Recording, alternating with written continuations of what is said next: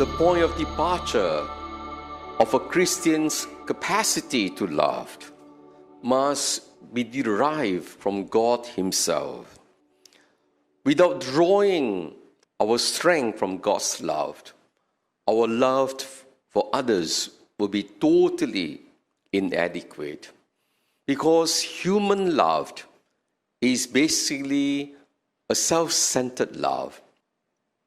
It is natural for us to care for those people whom we loved in terms of biological ties or emotional ties. It is not a great effort to love those whom we love dearly. And even if we do not love dearly, but because we have emotional, biological attachment, we tend to care for our loved ones first. Simply because our happiness is dependent on our loved ones. If you were a parent and your child is sick, of course you are worried, you are anxious. And if you were a child and then your parents are sick or your parents are depressed, you will also be affected. Whether we like it or not, our happiness is interdependent on each other. And that is why even loving our loved ones in that sense is self-centered, is for our happiness ultimately, because we cannot be happy without them being happy. Perhaps a more purer form of love would be humanitarian love, but even that is not devoid of self-centered love.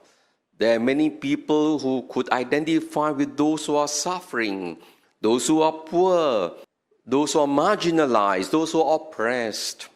But the reason why they help these people is because of guilty complex. Here they have so much to eat, so much money, and then they see others who are so deprived. They are afraid that if they do not share some of their abundance, how could they face God? How could they eat properly when others outside their house are suffering?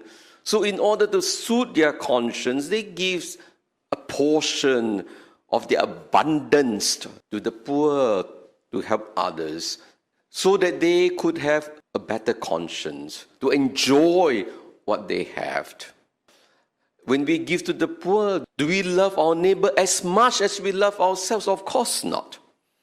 It is first our own security, our own pleasure, our own comfort. Then if we have more than enough, we will share with the poor.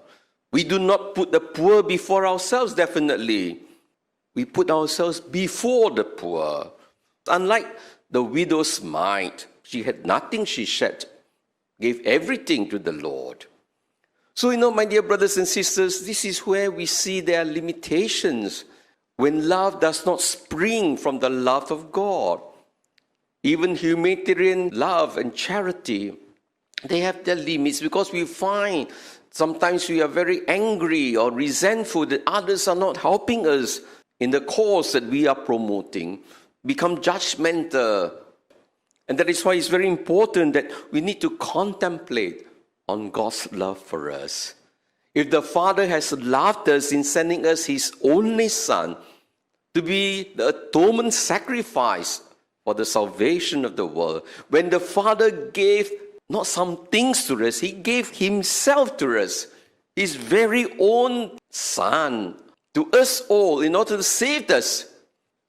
When we think of the unconditional, unreserving love of God for us, then we too are called to respond likewise. Unless you are touched by the love of God, you cannot love in that way. But if you have been touched by the love of God, you do want to love like God. If you truly love the Father, you will love the Son. And if you truly love the Son, you will love the Father. Isn't it true in daily life? How do you love your parents? Even if you can provide your parents with everything they want, but you don't love your siblings, your parents will not be at peace. Because your parents love all their children.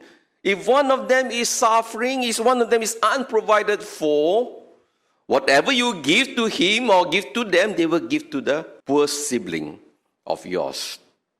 So if you truly love your parents, you love your siblings.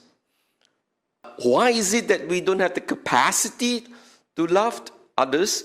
It is simply because we are still not convinced of his love for us. What is a sign that you have encountered God? Not some beautiful religious experiences or these things could be part of this God experience.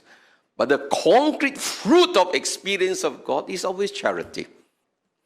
Jesus is very clear. The only way to love his Father is to proclaim the good news to the poor, to those who are in captives, to those who have lost their sight, to those who have lost motivation in life, to those who have lost purpose in living.